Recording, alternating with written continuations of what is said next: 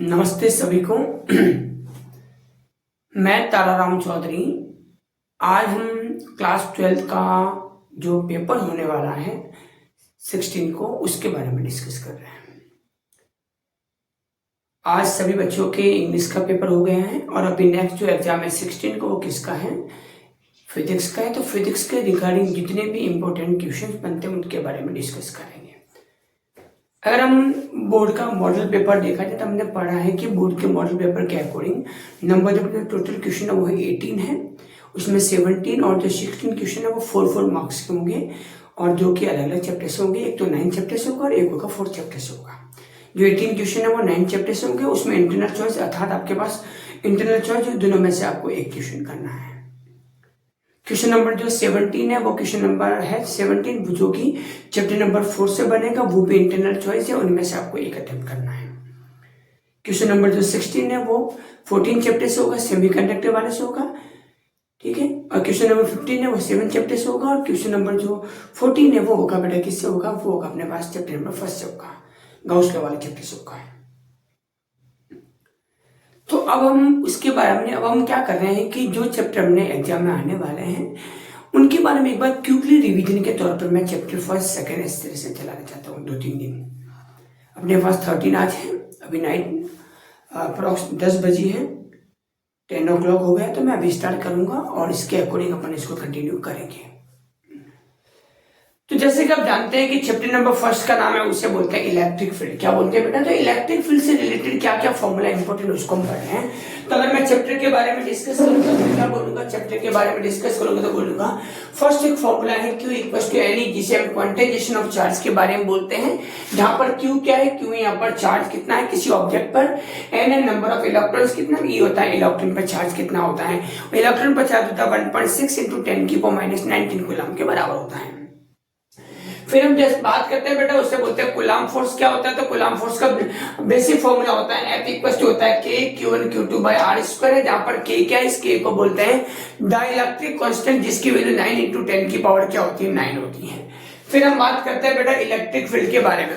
किसके बारे में बात करेंगे? Electric field. तो इलेक्ट्रिक फील्ड का नॉर्मल फॉर्मूला होता है E इक्वल टू होता है बेटा F/Q, अर्थात इट मींस क्या हो जाएगा बेटा? फोर्स अपॉन क्या हो जाएगा? चार्ज।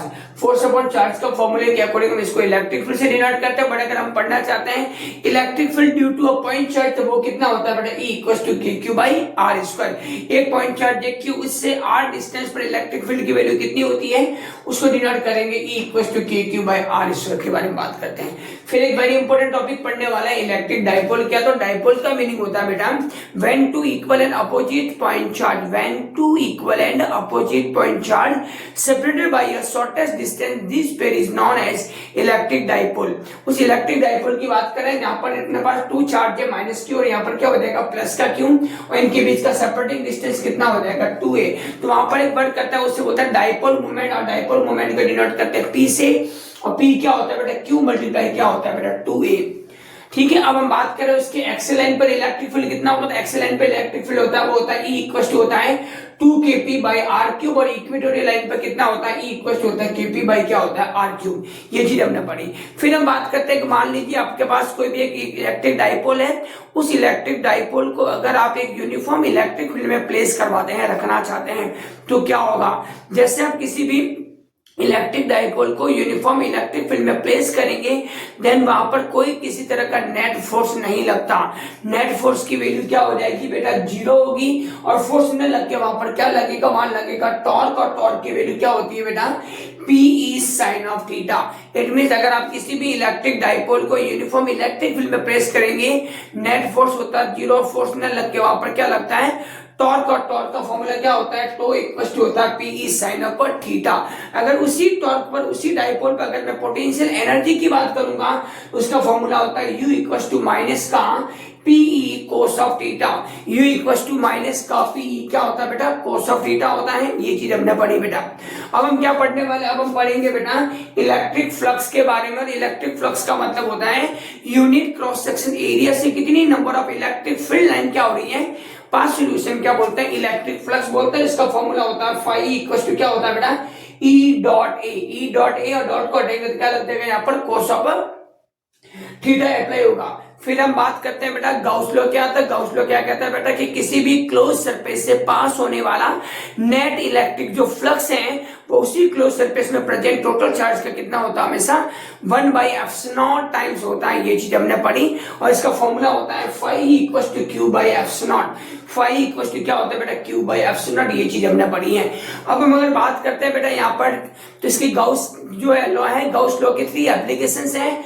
फर्स्ट है वो है बेटा electric field due to a infinity plane charge wire. उसकी वजह से क्या होगा, E होगा बेटा 2k λ/r होगा। अगर हम प्लेन शीट की वजह से इलेक्ट्रिक फील्ड की बात कर रहे हैं तो वो होगा E बेटा क्या होगा σ/2f0 होगा। और अगर हम स्फेरिकल सेल की बात करते हैं तो स्फेरिकल सेल पर 3 केसेस होते हैं, सेल के आउटर, सेल की सरफेस पर, सेल के इनर और सेल के क्या होता है सेंटर पे। बात करेंगे आउटर कितना होगा, E = KP/KQ क्या होगा r² होगा। सरफेस पे होगा KQ/R² होगा बेटा। इनर भी 0 होगा, सेंटर पर भी क्या होगा बेटा 0 होगा। इस तरह से चैप्टर फर्स्ट के जो मेन फॉर्मूला वो मैंने बताए हैं।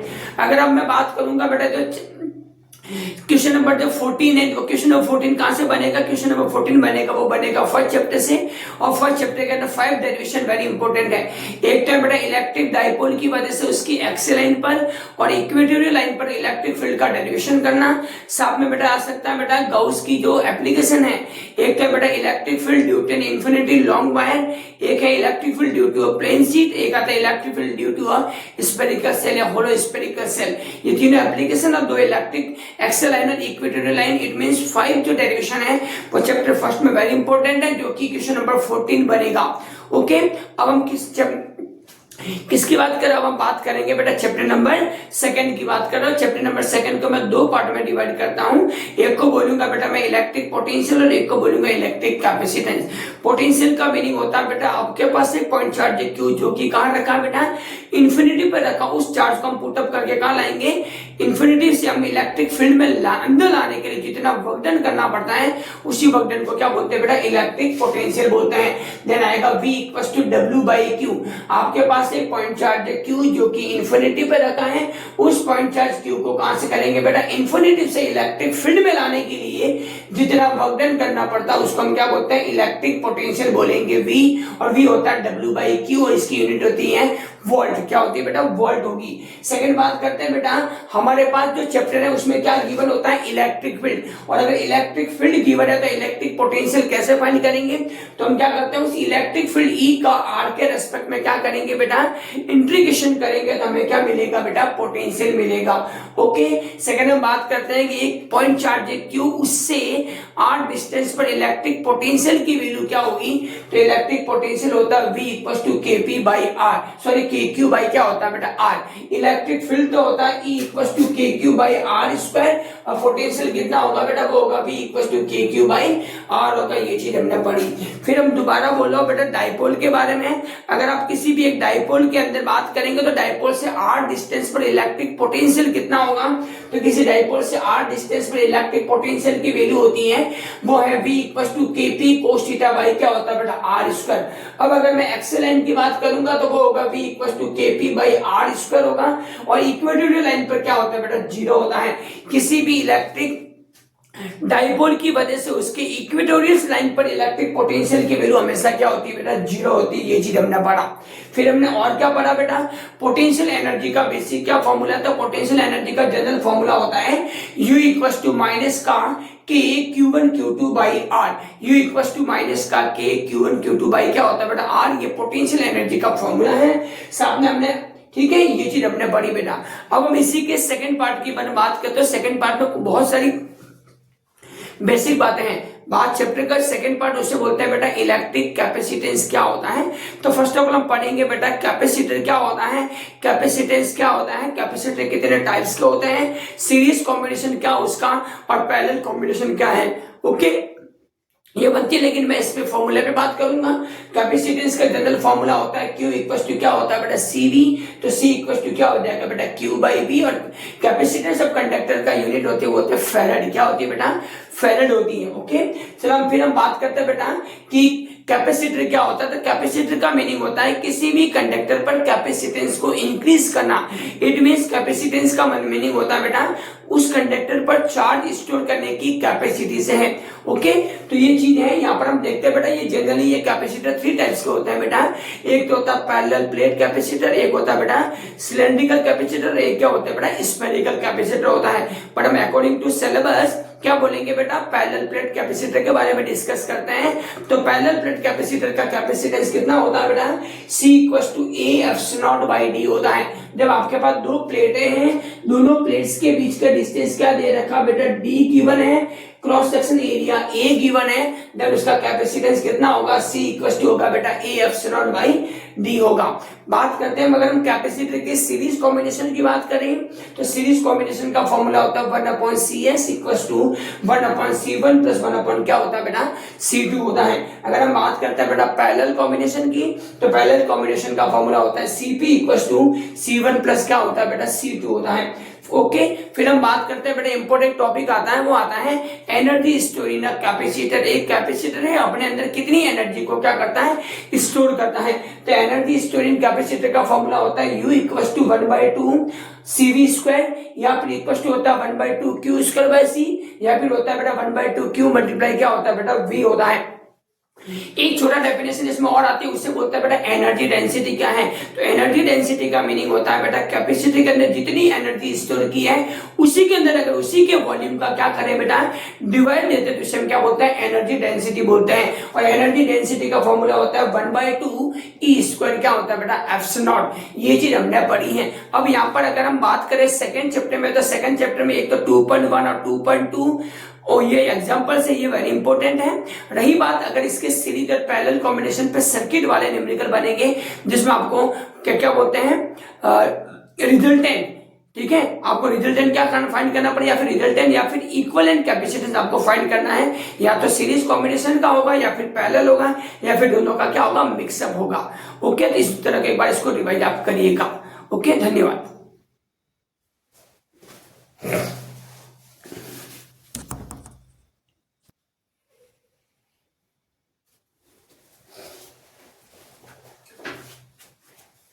अब हम चैप्टर नंबर 3 के बारे में बात कर रहे हैं। चैप्टर नंबर 3 को बोलते हैं इलेक्ट्रिक करंट के बारे में पढ़ते हैं। वैसे अगर देखा जाए तो यहाँ से क्या इंपॉर्टेंट टॉपिक बढ़ते हैं, यहाँ से 2-3 टॉपिक जो कि वेरी इंपॉर्टेंट है। एक तो ड्रिफ्ट वेलोसिटी का पूरा पोर्शन वेरी इंपॉर्टेंट है। साथ में हम बात करते हैं बेटा वो है सीरीज सेलों का, जो सेल्स पढ़ते हैं उसमें सेल्स का combination, series combination, parallel combination, और फिर एक किरचॉफ का फर्स्ट लॉ, किरचॉफ का सेकंड लॉ, ये वेरी इंपॉर्टेंट है। फिर भी एक बार हम क्या करते हैं क्योंकि पूरे चैप्टर के बार क्या करते हैं रिकॉल करते हैं, रिवाइज करते हैं। तो हम यहाँ बात करेंगे बेटा करंट के बारे में बात करते हैं। तो करंट का फॉर्मूला होता है I = क्या होता है बेटा Q/T, the flow of charge with respect to time, that's called electric current. क्या होता है I, और इसकी यूनिट क्या होती है, इसकी यूनिट होती है बेटा एम्पियर। बट याद रखना करंट एक स्केलर क्वांटिटी है। सेकंड बात करते हैं जे को बोलते हैं करंट डेंसिटी। करंट डेंसिटी होता है J = I/A। It means unit cross section area से पास होने वाले टोटल करंट को क्या बोलते हैं बेटा करंट डेंसिटी J बोलते हैं। इसकी यूनिट होती है एम्पियर/मीटर², और ये एक वेक्टर क्वांटिटी है। अब हम ये जो लिखा है ये इसका बड़ा टॉपिक है, उससे बोलते हैं बेटा ड्रिफ्ट वेलोसिटी। क्या बोलते हैं बेटा ड्रिफ्ट वेलोसिटी बोलेंगे। सपोज हम बात कर रहे हैं हमारे पास एक कंडक्टर है, तो कंडक्टर के अंदर बहुत सारे क्या होता है फ्री इलेक्ट्रॉन्स होते हैं। अब ये इलेक्ट्रॉन क्या करते हैं, ये इलेक्ट्रॉन इधर उधर क्या करते हैं रैंडमली मोशन करते हैं, और जब ये रैंडम मोशन करते हैं तो आपस में कोलिजन करते हैं, इसे इलास्टिक कोलिजन बोलते हैं। ओके, जब ये कोलिजन कोलाइड करेंगे तो कोलाइड के दौरान ये कुछ डिस्टेंस को ट्रेवल करते हैं जिन्हें बोलते हैं मीन पाथ लैम्बडा, और डिस्टेंस को कवर करने में जितना टाइम लगता है उससे बोलते हैं रिलैक्सेशन टाइम, बोलते हैं टो। ये चीज हमने पढ़ी। अब बात आती है बेटा कि ड्रिफ्ट वेलोसिटी का मीनिंग क्या है। तो अभी ये कंडक्टर है, कंडक्टर में बहुत सारे फ्री इलेक्ट्रॉन है, रैंडमली मूव कर रहे हैं, बट जैसे ही आप उस कंडक्टर के ऊपर क्या करते हैं एक्सटर्नल इलेक्ट्रिक फील्ड अप्लाई करेंगे, देन ये मुक्त इलेक्ट्रॉन, ये जो फ्री इलेक्ट्रॉन है, ये फ्री इलेक्ट्रॉन क्या करते हैं, ये फ्री इलेक्ट्रॉन इलेक्ट्रिक फील्ड के अपोजिट डायरेक्शन में क्या करते हैं एक पर्टिकुलर वेलोसिटी से मूव करते हैं। उसी वेलोसिटी को हम क्या बोलते हैं बेटा ड्रिफ्ट वेलोसिटी बोलते हैं, VD बोलते हैं। तो भी ड्रिफ्ट वेलोसिटी का और इलेक्ट्रिक फील्ड में क्या रिलेशन है, ड्रिफ्ट वेलोसिटी और पोटेंशियल में क्या रिलेशन है, करंट और ड्रिफ्ट वेलोसिटी का क्या रिलेशन है, एक बार आएगा मोबिलिटी वो क्या होती है उसके बारे में डिस्कस कर रहे हैं। तो बात करते हैं बेटा ड्रिफ्ट वेलोसिटी और इलेक्ट्रिक फील्ड का रिलेशन होता है VD = होता है है ई टो बाई एम होता है। ड्रिफ्ट वेलोसिटी और पोटेंशियल के बीच क्या रिलेशन है बेटा, VD equals to E V tau by M L होता है। अगर करंट और ड्रिफ्ट वेलोसिटी का बीच का क्या रिलेशन है, तो वो रिलेशन है आई इक्वल्स टू क्या होता है बेटा, N E A V D, ठीक है। और यही पढ़ा था म्यू, म्यू को बोलते हैं बेटा मोबिलिटी, और mobility the ratio of drift velocity and applied electric field. जो ड्रिफ्ट वेलोसिटी और अप्लाइड इलेक्ट्रिक फील्ड का जो रेशियो है उसी को हम क्या बोलते हैं बेटा, मोबिलिटी से डिनोट करते हैं। अगर हम बात करते हैं बेटा ओम्स लॉ की, तो ओम्स लॉ का क्या फॉर्मूला है, ओम्स लॉ होता है V directly proportional to I, तो V इक्वल टू क्या होता है बेटा R I, या R क्या, R is the resistance of conductor है, जिसकी यूनिट क्या होती है, ओम होती है। अब आते हैं बेटा किसी भी कंडक्टर का रेजिस्टेंस का मीनिंग होता है कि करंट के फ्लो में होने वाला डिस्टर्बेंस। किसी भी वायर का रेजिस्टेंस जितना हाई होगा मतलब करंट का फ्लो उतना क्या होगा, लो होगा। अब बात करते हैं कि रेजिस्टेंस किन कौन से फैक्टर पर डिपेंड करता है, तो रेजिस्टेंस किसी कंडक्टर की तो लेंथ पर डिपेंड करता है, एक उसकी क्रॉस सेक्शन एरिया पर डिपेंड करता है, एक वायर के मटेरियल पर डिपेंड करता है, एक उस पर डिपेंड करता है टेम्परेचर पे करता है। तो यहाँ से हम देखते हैं बेटा, तो रेजिस्टेंस से फॉर्मूला है R equals to rho L by A. इस रो को बोलते हैं रेजिस्टिविटी, क्या बोलते हैं बेटा, रेजिस्टिविटी ऑफ कंडक्टर। और रेजिस्टिविटी की, रेजिस्टेंस की यूनिट होती है बेटा ओम, और रेजिस्टिविटी की यूनिट होती है ओम इनटू मीटर। अब बहुत काम की बात है बेटा कि रेजिस्टिविटी जो रो की बात कर रहा हूं ये सिर्फ और सिर्फ वायर के मटेरियल और टेम्परेचर पर ही डिपेंड करती हैं। अगर दोनों वायर सेम टेम्परेचर पर और दोनों वायर सेम ही मटेरियल के बने हैं तो उसकी रेजिस्टिविटी वैसे क्या होगी बेटा, सेम होगी। ये चीज हमने पढ़ी है बेटा। फिर एक बात आता है बेटा कंडक्टिविटी क्या, तो conductivity it is the reciprocal of its focal, ठीक है वो सॉरी कंडक्टिविटी क्या होती है, conductivity is the reciprocal of its resistivity. Resistivity के इनवर्स को क्या बोलते हैं बेटा, कंडक्टिविटी बोलते हैं। कंडक्टिविटी को सिग्मा से डिनोट करते हैं। फॉर्मूला होता है sigma equals to 1 by rho. अब ये फॉर्मूला और है J equals to sigma E, J यहाँ पर करंट डेंसिटी, सिग्मा को बोलते हैं कंडक्टिविटी और ई को क्या बोलते हैं, अप्लाइड इलेक्ट्रिक, फिर इनके बीच का रिलेशन है। सेकंड बात करते हैं रो, तो रो आता है बेटा m upon N E square. तो ये क्या बेटा, ये है रेजिस्टिविटी और रिलैक्सेशन टाइम टो के बीच का रिलेशन है, ये हमने पढ़ा। अब बात आती है बेटा कि कंडक्टर और सेमी कंडक्टर पर हम टेम्परेचर को अगर इंक्रीज करते हैं या फिर डिक्रीज करते हैं तो रेजिस्टेंस, रेजिस्टिविटी और कंडक्टिविटी पे क्या इफेक्ट पड़ता है। तो बात करते हैं अगर कंडक्टर की, तो कंडक्टर का टेम्परेचर इंक्रीज करेंगे तो रेजिस्टेंस भी इंक्रीज होगा, रेजिस्टिविटी भी इंक्रीज होगी और कंडक्टिविटी क्या हो जाएगी बेटा, डिक्रीज होगी। बात करते हैं सेमीकंडक्टर का, तो सेमीकंडक्टर का टेम्परेचर इंक्रीज करेंगे, रेजिस्टेंस डिक्रीज होगा, रेजिस्टिविटी भी डिक्रीज होगी और कंडक्टिविटी क्या हो जाएगी बेटा, इंक्रीज होगी। ये चीज हमने पढ़ा। अब इस पे न्यूमेरिकल बनता है। न्यूमेरिकल का क्या फॉर्मूला, न्यूमेरिकल का फॉर्मूला है आर टी इक्वल टू होता है R naught 1 plus alpha T2 minus क्या होता है बेटा T1। इस पे न्यूमेरिकल बन सकता है और ये एग्जांपल पे इसका एक एग्जाम्पल भी है और एक्सेस का साइज मेरे साथ 3.3 या 3.4 एक न्यूमेरिकल जो कि इसी पर डिपेंड, सेम फॉर्मूला पर डिपेंड है, ये हमने पढ़ा। अब हम पढ़ने वाले सिर्फ छोटा सा पॉइंट है, उससे बोलते हैं बेटा सेल क्या होता है। व्हाट इज सेल, तो बोलेंगे cell is a device which convert chemical into energy into क्या करता है बेटा, इलेक्ट्रिकल एनर्जी। सेल एक ऐसी डिवाइस होती है जो क्या करती है, केमिकल एनर्जी को इलेक्ट्रिकल एनर्जी में कन्वर्ट करती है, ये हमने पढ़ा। अब सेल के बारे में यहाँ में स्पेशल कुछ नहीं, सिर्फ मैं बोलूंगा दो टर्म जो कि वेरी इंपॉर्टेंट है, एक को बोलते हैं ईएमएफ और एक को बोलते हैं बेटा टर्मिनल वोल्टेज बोलते हैं। ईएमएफ का मीनिंग क्या होता है, ईएमएफ का मीनिंग होता है when cell is in open circuit. जब सेल क्या हो, ओपन सर्किट में है, तब सेल के दोनों टर्मिनल्स के बीच का जो पोटेंशियल डिफरेंस है उसे कहते हैं ईएमएफ, इलेक्ट्रोमोटिव फोर्स बोलते हैं। और when cell is in open circuit, जब when cell is in close circuit, जब सेल क्लोज सर्किट में है तब सेल के दोनों टर्मिनल के बीच का पोटेंशियल डिफरेंस क्या कहलाता है बेटा, टर्मिनल वोल्टेज भी कहलाता है। तो ईएमएफ और टर्मिनल वोल्टेज के बीच का क्या रिलेशन है, वो होता है E equal to V plus I R, E equal to V plus I R, ये हमने पढ़ा। फिर हम सेल का सीरीज कॉम्बिनेशन भी करते हैं, सेल का क्या करते हैं, पैरेलल कॉम्बिनेशन करते हैं। मान लीजिए आपके पास एक सेल है जिसका ईएमएफ E1 है, दूसरा सेल है जिसका ईएमएफ का E2 है। फर्स्ट सेल का इंटरनल रेजिस्टेंस R1 है, सेकंड सेल का इंटरनल रेजिस्टेंस क्या है, R2 है। तो सीरीज कॉम्बिनेशन में अगर कनेक्ट होंगे देन उनका इक्विवेलेंट ईएमएफ क्या होगा, वो होगा E equal to E1 plus E2 होगा। और इंटरनल रेजिस्टेंस का इक्विवेलेंट कितना होगा, वो होगा R इक्विवेलेंट इक्वल टू होगा R1 प्लस क्या होगा बेटा, R2 होगा। अगर हम बात कर रहे हैं बेटा पैरेलल कॉम्बिनेशन की बात करेंगे तो पैरेलल कॉम्बिनेशन में इक्विवेलेंट सेल का ईएमएफ होता है, वो होता है E1 R2 plus E2 R1 अपन R1 प्लस क्या होता है बेटा R2। और इक्विवेलेंट रेजिस्टेंस का फॉर्मूला होता है 1 upon R equal to 1 upon R1 plus 1 upon क्या होता है बेटा R2। ये चीज हमने पढ़ी। फिर हम इलेक्ट्रिकल पावर के बारे में बात करते हैं और इलेक्ट्रिकल एनर्जी के बारे में बात करते हैं। तो पावर का सिंपल फॉर्मूला होता है P equals to VI, P equals to I square R, P equals to होता है V स्क्वायर अपॉन R। अब ये डिपेंड ऑन करता है कि क्या न्यूमेरिकल के अंदर क्या गिवन है तब कौन सा फॉर्मूला अप्लाई करते हैं। पावर की जो यूनिट होती है वो क्या होती है, पावर की यूनिट होती है उसे बोलते हैं बेटा जूल पर सेकंड, जिसे हम बोलते हैं वॉट। क्या बोलते हैं बेटा, और सबसे बड़ी यूनिट होती है उसे HP बोलते हैं, हार्स पावर बोलते हैं। और 1 हार्स पावर इक्वल्स टू कितना होता है बेटा 746 वॉट के क्या होता है इक्वल होता है। फिर बात करते हैं बेटा इलेक्ट्रिकल एनर्जी के। इलेक्ट्रिकल एनर्जी के 3 फॉर्मूला है, एनर्जी की अलग अलग बहुत सारी यूनिट होती हैं। ओके, फिर हम बात करते हैं बेटा किरचॉफ के बारे में। तो याद रखना बेटा हमारे पास अभी हमने ओम्स लॉ के बारे में पढ़ा। तो ओम्स लॉ कहाँ एप्लीकेबल है बेटा, जब कोई भी सर्किट बहुत ज्यादा सिंपल है उसको सॉल्व करने के लिए हम क्या कर सकते हैं, ओम्स लॉ अप्लाई कर सकते हैं। लेकिन मान लीजिए कोई सर्किट बहुत ज्यादा कॉम्प्लिकेटेड है, वहां पर ओम्स लॉ कभी भी एप्लीकेबल नहीं होगा। उसके लिए किरचॉफ ने क्या क्या बेटा 2 लॉ दिए हैं। फर्स्ट है जिसे किरचॉफ का फर्स्ट लॉ, उसी को हम जेनसन लॉ, उसी को क्या बोलते हैं करंट लॉ बोलते हैं। और वो ये कहता है बेटा sigma equals to 0, the algebraic sum of all current equals to 0 at any junction. किसी भी जंक्शन पर टोटल करंट का सम हमेशा क्या होता है 0 होता है, जिसे सिग्मा इक्वल्स टू 0 बोलते हैं। ये जो किरचॉफ का फर्स्ट लॉ ये किस पे बेस्ड है बेटा, ये चार्ज कंजर्वेशन के प्रिंसिपल पर क्या होता है बेटा बेस्ड होता है। फिर हम बात करते हैं बेटा किरचॉफ का सेकंड लॉ, जिसे आप लोग लूप लॉ, उसी को हम क्या बोलते हैं बेटा वोल्टेज लॉ बोलते हैं। और ये कहता है बेटा कि किसी भी क्लोज लूप के अंदर टोटल वोल्टेज का सम हमेशा क्या होता है बेटा 0 होता है। और ये किस पे बेस्ड है बेटा, ये एनर्जी कंजर्वेशन के प्रिंसिपल पर क्या होता है बेटा बेस्ड होता है। ये हमने पढ़ा। किरचॉफ का फर्स्ट लॉ चार्ज कंजर्वेशन के प्रिंसिपल पर बेस्ड है, तो किरचॉफ का सेकंड लॉ किस पे बेस्ड है बेटा एनर्जी कंजर्वेशन के प्रिंसिपल पर क्या होता है बेटा बेस्ड होता है। ये चीज हमने पढ़ा। फिर हम बात करते हैं बेटा वेरी इंपॉर्टेंट टॉपिक है जिसे बोलते हैं ब्रिटिशटन ब्रिज, और इसका एक एप्लीकेशन आएगा जिसे बोलते हैं बेटा मीटर ब्रिज।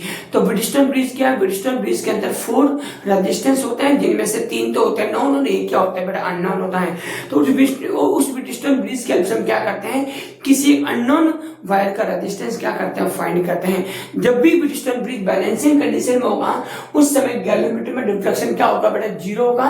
और गैल्वेमीटर में डिफ्लेक्शन 0 होने का मतलब उसमें कोई करंट का फ्लो नहीं होगा।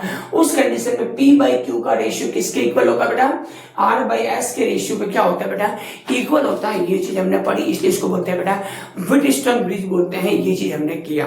ओके, तो इसको एक बार आप अच्छे से देखिए। इस पे आप न्यूमेरिकल अगर लगाना चाहते हैं तो एक आप ब्रिटिशटन ब्रिज पे न्यूमेरिकल ट्राई करें, एक आप किरचॉफ का फर्स्ट लॉ पे न्यूमेरिकल ट्राई करें। बाकी नॉर्मली रजिस्टेंस इस बेस पे आप एक बार न्यूमेरिकल क्या करें ट्राई करें। ओके, चलिए धन्यवाद, थैंक यू।